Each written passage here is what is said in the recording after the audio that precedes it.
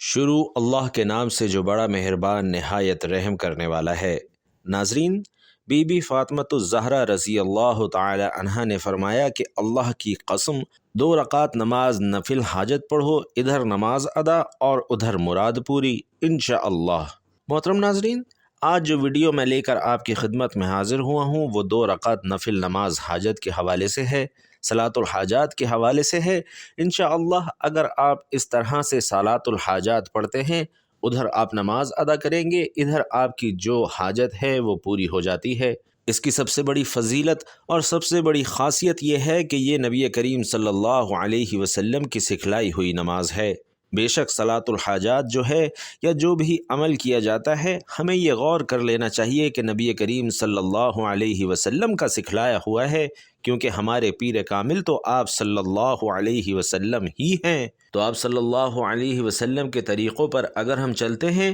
تو ہم براہ راست اللہ سے جڑ جاتے ہیں۔ محترم ناظرین، امت کے تمام نیک لوگوں نے اپنی مشکلات کے دور کرنے کے لیے، ضروریات کو پورا کرنے کے لیے صلاۃ الحاجات کے طریقے کو اپنایا، اور اللہ کریم نے ان کی پریشانیوں کو اس کے ذریعے سے حل بھی فرمایا۔ اللہ پاک سورۃ الاعراف میں فرماتے ہیں، اور اسے چھوڑ کر جنہیں تم پکارتے ہو وہ نہ تمہاری مدد کر سکتے ہیں اور نہ خود اپنی مدد کر سکتے ہیں، فرما دیجئے بلاؤ ان کو جنہیں تم اللہ کے سوا گمان کر رکھا ہے، پس نہ وہ تم سے تکلیف دور کرنے کا اختیار رکھتے ہیں اور نہ اسے بدلنے کا۔ وہ لوگ جنہیں یہ پکارتے ہیں وہ خود اپنے رب کی طرف ذریعہ قرب تلاش کرتے ہیں، جو ان میں سے زیادہ قریب ہیں، اور اس کی رحمت کی امید رکھتے ہیں اور اس کے عذاب سے ڈرتے ہیں کہ بے شک تیرا رب کا عذاب ڈرنے کے لائق ہے۔ اے رسول، ان لوگوں سے کہیں کہ جن لوگوں کو تم اللہ کے سوا مشکل کشا حاجت روا سمجھتے ہو، انہیں بلاؤ، وہ تمہاری تکلیف دور کرنے یا پھر اسے بدل دینے کا کوئی اختیار نہیں رکھتے۔ جن لوگوں کو اللہ کے سوا یا اس کے ساتھ اپنی مدد کے لیے پکارتے ہو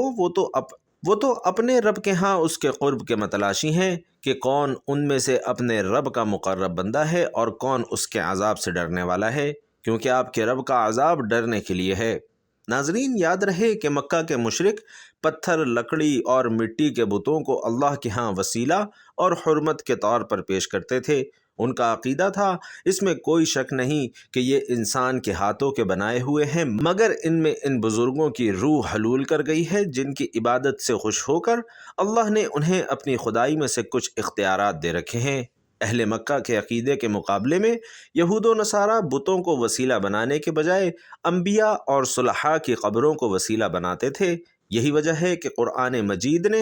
الذین کا لفظ استعمال کیا ہے، اور اس کے بارے میں تمام اہل علم کا اتفاق ہے کہ الذین کا لفظ ذی روح اور ذی عقل کے لیے استعمال ہوتا ہے۔ ظاہر ہے یہ بت نہیں، انسان ہیں، تو معنی یہ ہوا کہ جن بزرگوں کو اللہ کے سوا یا اس کے ساتھ مشکل کشا حاجت روا اور وسیلہ سمجھتے ہو، وہ تو خود اللہ کا قرب حاصل کرنا چاہتے ہیں، اور ان کی حالت یہ تھی کہ وہ اپنے رب کی رحمت کے طلبگار اور اس کے عذاب سے لرزاں رہتے تھے، کیونکہ اللہ کا عذاب ایسی خوفناک چیز ہے جس سے ہر حال میں ڈرنا ہی چاہیے۔ ارشاد ربانی ہے کہ مشرک اللہ کو چھوڑ کر ان کو پکارتا ہے جو نہ اس کو نقصان پہنچا سکتے ہیں نہ فائدہ دے سکتے ہیں، یہ پرلے درجے کی گمراہی ہے۔ وہ اسے پکارتا ہے جس کا نقصان اس کے فائدے سے زیادہ ہے، بدترین ہے اس کا مولا اور بدترین ہے اس کا ساتھی۔ ناظرین، انسان جب اپنے رب کی بندگی چھوڑتا ہے تو پھر در بدر کی ٹھوکریں کھاتا پھرتا ہے،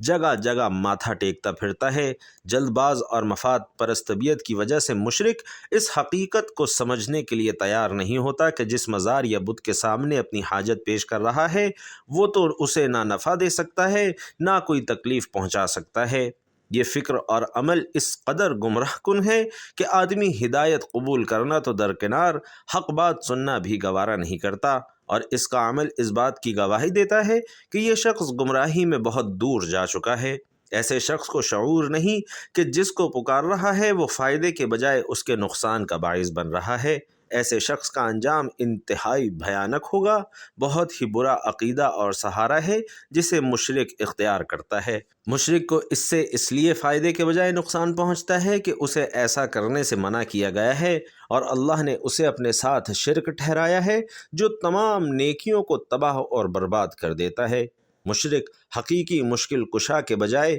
کئی مشکل کشاؤں کو پکارتا ہے، لیکن یہاں جمع کی خیر العشیر واحد کا لفظ لایا گیا ہے، کیونکہ مشرک کا عقیدے کا محرک اور سبب شیطان ہوتا ہے۔ اس لیے بتلایا کہ بھلائی کے بجائے شیطان بدترین ورغلانے والا اور برا ساتھی ہے۔ سیدنا حسن بن علی سے روایت ہے، انہوں نے کہا کہ اللہ کے رسول نے مجھے وطر میں پڑھنے کے لیے یہ دعا سکھلائی کہ الہی، بے شک تو ہی فیصلہ کرنے والا ہے، تیرے فیصلے کے خلاف کوئی فیصلہ نہیں کیا جاتا، جس کا تو دوست بن جائے اسے کوئی ذلیل نہیں کر سکتا، اور جس کے ساتھ تو دشمنی رکھے اس کو کوئی عزت دینے والا نہیں۔ اور ناظرین، قرآن میں ارشاد ہوتا ہے کہ انہوں نے اللہ کو چھوڑ کر ایسے معبود بنا لیے جنہوں نے کسی چیز کو پیدا نہیں کیا، وہ تو خود پیدا کیے گئے ہیں، وہ اپنے لیے بھی کسی نفع اور نقصان، موت اور زندگی اور نہ دوبارہ اٹھنے کا اختیار رکھتے ہیں۔ ناظرین محترم، عقیدہ توحید دین کی روح اور اس کی بنیاد ہے۔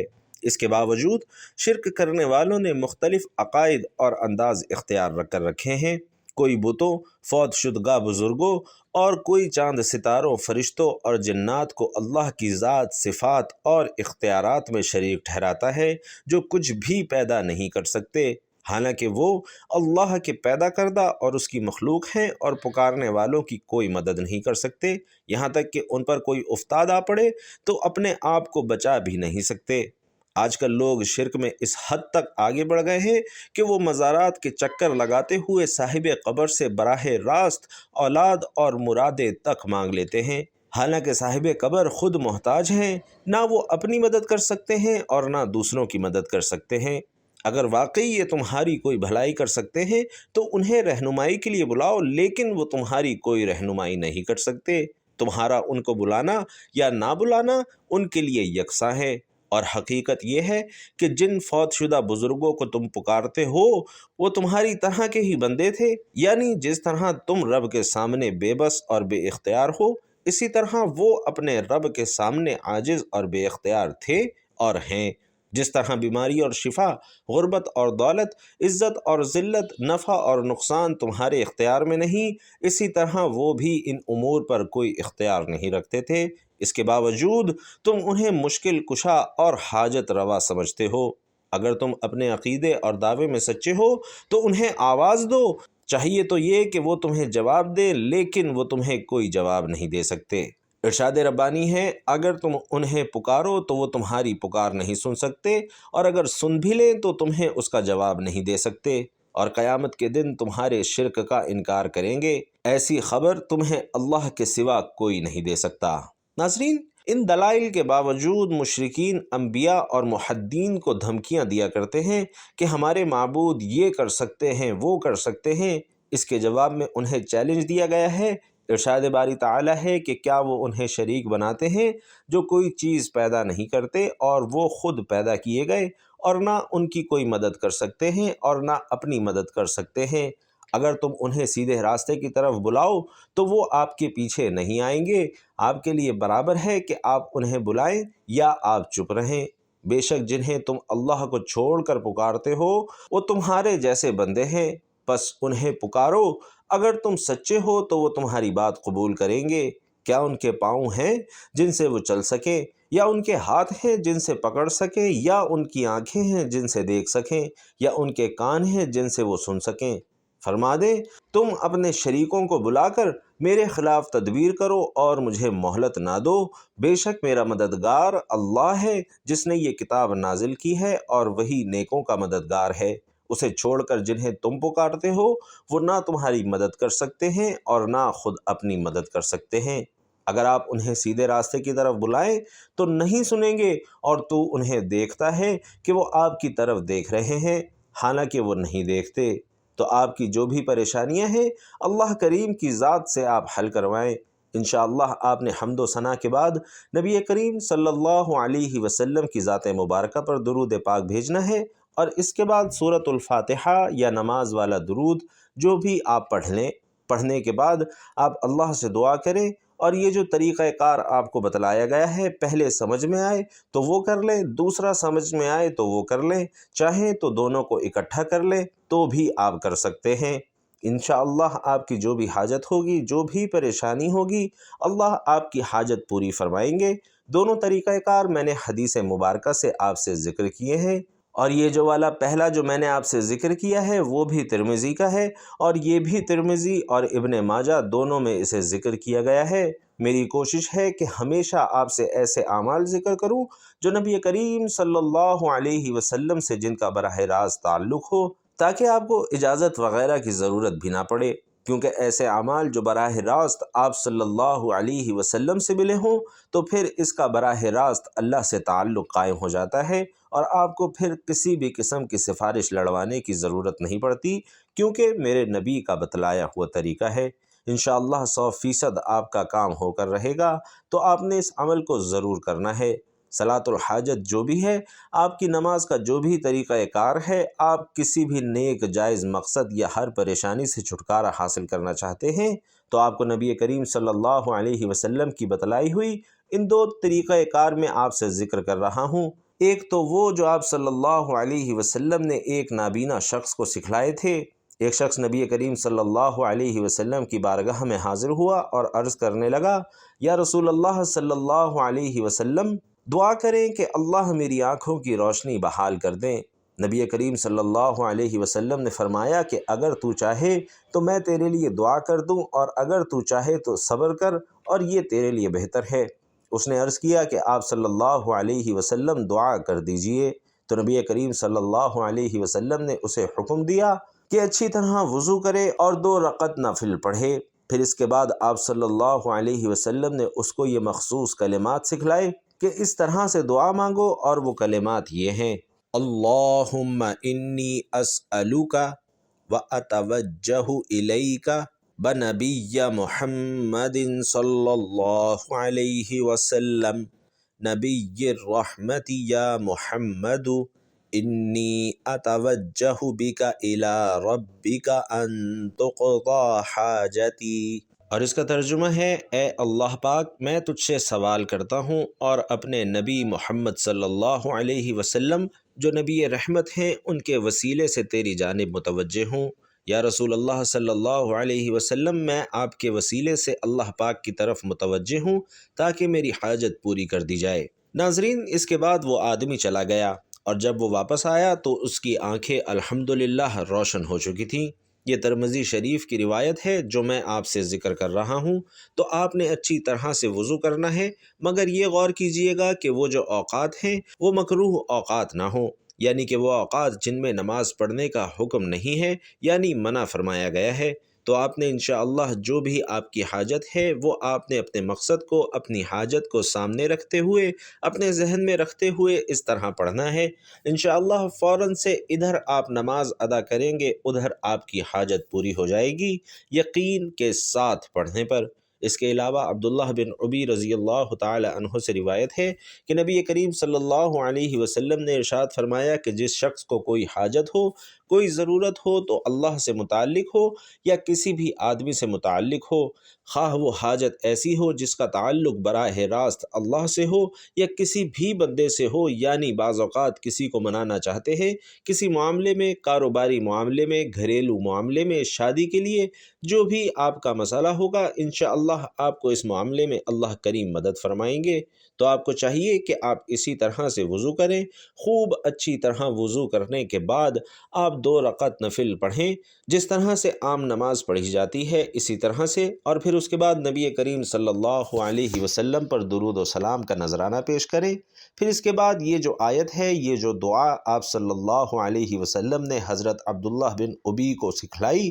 وہ آپ نے پڑھنی ہے، اور وہ یہ ہے: لا الہ الا اللہ العظیم الحلیم، لا الہ الا اللہ رب العرش العظیم، لا الہ الا اللہ رب السماوات ورب الارض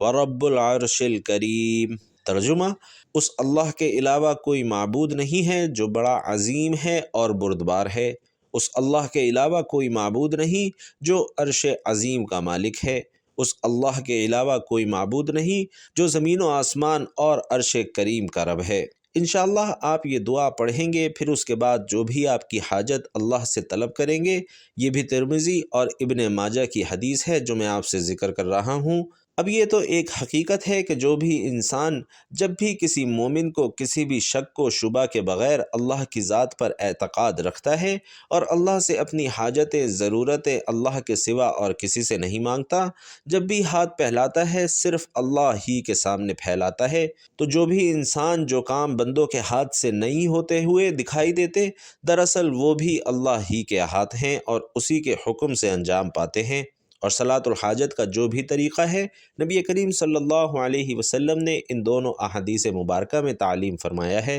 وہ اللہ تعالیٰ سے اپنی حاجات کو پورا کروانے کا بہترین طریقہ ہے۔ جن بندوں کو ان ایمانی حقیقتوں پر یقین نصیب آ جائے تو اللہ اپنے خزانوں سے اس کو عطا فرماتے ہیں اور پھر وہ اللہ کے خزانوں کی کنجیاں پا لیتا ہے۔ نبی کریم صلی اللہ علیہ وسلم نے ان دونوں حدیث مبارکہ میں جو صلاۃ الحاجات کی تعلیم فرمائی ہے کہ جس کا تعلق بظاہر بندے سے ہو، مثلا کسی نوکری کی خواہش ہو، کسی سے نکاح کرنا چاہتا ہو، کوئی ایسی ضرورت ہو کسی شخص سے پورا کرنا مقصود ہو، اس کا ایک خاص فائدہ یہ بھی ہے کہ جب بندہ اپنی حاجات کے لیے صلاۃ الحاجات پڑھ کر اللہ سے اس طرح سے دعا کرے گا تو اس کا یہ عقیدہ یقین اور زیادہ مستحکم ہو جائے گا کہ کام کرنے والا اور کام بنانے والا دراصل بندہ نہیں بلکہ وہ اللہ کی ذات ہے جو با اختیار ہے، بلکہ سب کچھ اللہ ہی کے اختیار میں ہے۔ وہ بندہ اللہ کا صرف ایک اعلیٰ کار ہے۔ اس کے بعد جب وہ کسی بندے کے ہاتھ سے کوئی کام ہوتا دیکھے گا بھی تو بھی اس کے عقیدہ توحید میں کوئی فرق نہیں آئے گا۔ اپنی ہر طرح کی حاجتوں کے لیے نماز کے ذریعے سے دعا مانگنا قرآن کریم سے بھی ثابت ہے۔ سورۃ البقرہ میں اللہ پاک ارشاد فرماتے ہیں کہ اے ایمان والو، اللہ سے مدد حاصل کرو نماز اور صبر کے ذریعے سے۔ نبی کریم صلی اللہ علیہ وسلم کا بھی ہمیشہ معمول رہا کہ جب بھی آپ پر کوئی پریشانی لاحق ہوئی یا کوئی اہم معاملہ درپیش آتا تو نبی کریم صلی اللہ علیہ وسلم نماز کی طرف مشغول ہو جاتے تھے، اور بلا شبہ اللہ کو ہر چیز پر پوری قدرت حاصل ہے اور دنیا کا کوئی بھی کام اللہ کے حکم کے بغیر نہیں ہوتا۔ یہ ایک مومن کا طریقہ کار ہونا چاہیے کہ ہر کام کے صحیح طریقے پر پوری کوشش کریں اور یقین رکھیں کہ میری تمام تدبیروں کو کامیاب یا ناکام کرنے والا صرف اور صرف اللہ ہے۔ پھر اسی سے اپنے کام کے بننے کی درخواست کریں۔ جو شخص پورے یقین اعتقاد کے ساتھ اللہ سے صلاۃ الحاجت کے ذریعے اللہ سے مانگتا ہے تو وہ صاف طور پر اس کے مشاہدات کو، اس کی برکات کو دیکھتا بھی ہے۔ مسلمان کو چاہیے کہ وہ اپنے مسلمان بھائی کی مدد کرے۔ ارشاد باری تعالیٰ ہے کہ نیکی اور پرہیزگاری میں ایک دوسرے کی معاونت کرو۔ ناظرین، حضور نبی کریم صلی اللہ علیہ وسلم کا بھی ارشاد ہے کہ جو شخص کسی مسلمان بھائی کی مدد اور فائدے کے لیے قدم اٹھاتا ہے اسے اللہ کی راہ میں جہاد کرنے کا ثواب ملتا ہے۔ حضور علیہ السلام نے یہ بھی فرمایا کہ اللہ نے ایسی مخلوق کو پیدا فرمایا ہے جن کا کام لوگوں کی ضرورتوں کو پورا کرنا ہے، اور اللہ نے اپنی ذات کی قسم کھائی ہے کہ انہیں عذاب نہیں کرے گا جب کہ قیامت کا دن ہوگا۔ ان کے لیے نور کے ممبر رکھے جائیں گے، وہ اللہ سے گفتگو کر رہے ہوں گے حالانکہ لوگ ابھی حساب کتاب میں ہوں گے۔ نبی کریم صلی اللہ علیہ وسلم نے یہ بھی فرمایا کہ جو کسی مسلمان بھائی کی حاجت پوری کرنے کی کوشش کرتا ہے، چاہے اس کی حاجت پوری ہو یا نہ ہو، اللہ کوشش کرنے والے کے اگلے پچھلے سب گناہوں کو بخش دیتا ہے اور اس کے لیے دو باتیں لکھی جاتی ہیں: جہنم سے رہائی اور منافقت سے برت۔ حلیہ میں ابو نعیم نقل کرتے ہیں کہ حضور نبی کریم صلی اللہ علیہ وسلم نے ارشاد فرمایا کہ جو شخص کسی مسلمان بھائی کی حاجت پوری کرتا ہے میں اس کے میزان کے قریب کھڑا ہوں گا، اگر اس کی نیکیاں زیادہ ہوئیں تو ٹھیک، ورنہ میں اس کی شفاعت کروں گا۔ حضور علیہ السلام کا یہ بھی فرمان ہے کہ جب کوئی شخص مسلمان بھائی کی ضرورت کو پورا کرنے کے لیے چلتا ہے تو اللہ ہر قدم کے بدلے اس کے نامہ اعمال میں 70 نیکیاں لکھ دیتا ہے اور 70 گناہ معاف کر دیتا ہے۔ اگر وہ حاجت اس کے ہاتھوں پوری ہو جائے تو وہ گناہوں سے ایسے پاک ہو جاتا ہے جیسے ماں کے پیٹ سے آیا تھا، اور اگر اسی دوران اس کی موت واقع ہو جائے تو بلا حساب جنت میں جائے گا۔ حضور علیہ السلام کا یہ بھی مبارک ارشاد ہے کہ اللہ کے کچھ ایسے انعامات ہیں جو ان لوگوں کے لیے مخصوص ہیں جو لوگوں کی حاجت روائی کرتے رہتے ہیں، اور جب وہ یہ طریقہ چھوڑ دیتے ہیں تو اللہ تعالیٰ وہ انعامات دوسروں کو منتقل کر دیتا ہے۔ پیارے آقا صلی اللہ علیہ وسلم نے فرمایا کہ جو کسی مسلمان کی پریشانی کو دور کرے گا، اللہ قیامت کی پریشانیوں میں سے اس کی ایک پریشانی دور فرمائے گا۔ ناظرین، اللہ کا بہت بڑا احسان ہے کہ اس نے ہمیں مسلمان بنایا، اور ہر مسلمان اللہ کا محبوب اور مقرب بندہ بننا چاہتا ہے۔ اللہ پاک نے بنی آدم کو اپنا محبوب اور مقرب بندہ بننے کے بہت سے ذرائع بیان فرمائے ہیں، جن کے ذریعے بندہ اللہ کا محبوب اور مقرب بندہ بن سکتا ہے، اور ان میں سے ایک ذریعہ نفلی نمازیں بھی ہیں۔ بندہ نفلی نمازیں پڑھتا رہتا ہے یہاں تک کہ اللہ پاک اس کو اپنا محبوب اور مقرب بندہ بنا لیتا ہے۔ چنانچہ حضرت ابو ہریرہ رضی اللہ تعالی عنہ سے روایت ہے کہ حضور اکرم صلی اللہ علیہ وسلم نے فرمایا کہ اللہ پاک نے فرمایا، میرا بندہ نوافل کے ذریعے میرا قرب حاصل کرتے کرتے اس مقام تک پہنچ جاتا ہے کہ میں اسے اپنا محبوب بنا لیتا ہوں۔ محترم ناظرین، نوافل پڑھنے والوں کے بارے میں اللہ پاک نے قرآن پاک میں ارشاد فرمایا ہے کہ ان کی کروٹیں جدا ہوتی ہیں خوابگاہوں سے، اور اپنے رب کو پکارتے ہیں، ڈرتے اور امید کرتے، اور ہمارے دیے ہوئے میں سے کچھ خیرات کرتے ہیں۔ ناظرین، اس آیت میں رات میں نوافل پڑھنے والوں کے اوصاف بیان ہوئے ہیں، اور تمام نوافل میں سب سے افضل رات کے نوافل ہیں۔ چنانچہ حضرت ابو ہریرہ رضی اللہ تعالی عنہ سے روایت ہے کہ حضور صلی اللہ علیہ وسلم نے ارشاد فرمایا کہ فرض نمازوں کے بعد سب سے افضل نماز رات میں پڑھی جانے والی نماز ہے۔ اللہ کے آخری رسول صلی اللہ علیہ وسلم فرماتے ہیں کہ اے لوگو، سلام کو عام کرو، کھانا کھلاؤ، رشتہ داروں کے ساتھ اچھا سلوک کرو، اور جب لوگ سو رہے ہوں اس وقت نوافل ادا کرو، تم لوگ سلامتی کے ساتھ جنت میں داخل ہو جاؤ گے۔ بھائیوں اور بہنوں، نفلی عبادت اللہ رب العالمین کے قرب کا بہترین ذریعہ ہے۔ یہی وجہ ہے کہ رسول علیہ الصلاۃ والسلام، صحابہ کرام رضوان اللہ تعالی علیہم اجمعین اور اولیاء کاملین اس کا خصوصی اہتمام کیا کرتے تھے۔ لہٰذا اگر ہم بھی فرض اور واجبات کی ادائیگی کے ساتھ ساتھ نفلی عبادتوں کا اہتمام کریں تو اس کے بے شمار فوائد اور ثمرات حاصل ہوں گے۔ مثلاً جب ہم نفلی عبادت کی ادائیگی پر کمر بستہ رہنے لگیں گے تو فرض اور واجب پر بھی عمل کی توفیق ملے گی، اور جو کوئی نفلی عبادت خوش دلی سے ادا کرے گا تو اسے فرائض میں بھی دل جمعی نصیب ہوگی۔ اسی طرح اگر کبھی فرض اور واجبات میں کوتاہی ہوئی ہوگی تو بروز قیامت نفلی عبادات فرائض و واجبات کی کمی کو پورا کرے گا۔ یوں نفلی عبادت میزان عمل میں کام آئے گی اور جنت میں ترقی درجات کا سبب بھی بنے گی۔ اللہ پاک سے دعا ہے میرا سنانا اور آپ کا سننا اپنی بارگاہ میں قبول و منظور فرمائے۔ ہم سب کو نیکی کی بات سننے، سمجھنے اور اس پر عمل پیرا ہونے کی طاقت اور توفیق مرحمت فرمائے، آمین یا رب العالمین۔ ناظرین، آخر میں آپ سے گزارش ہے کہ اللہ تعالیٰ کے 99 ناموں میں سے کوئی بھی ایک نام لکھ کر کمنٹ باکس میں ضرور شیئر کیجیے گا۔ اللہ تعالیٰ ہم سب کا حامی و ناصر ہو، آمین۔ السلام علیکم ورحمۃ اللہ وبرکاتہ۔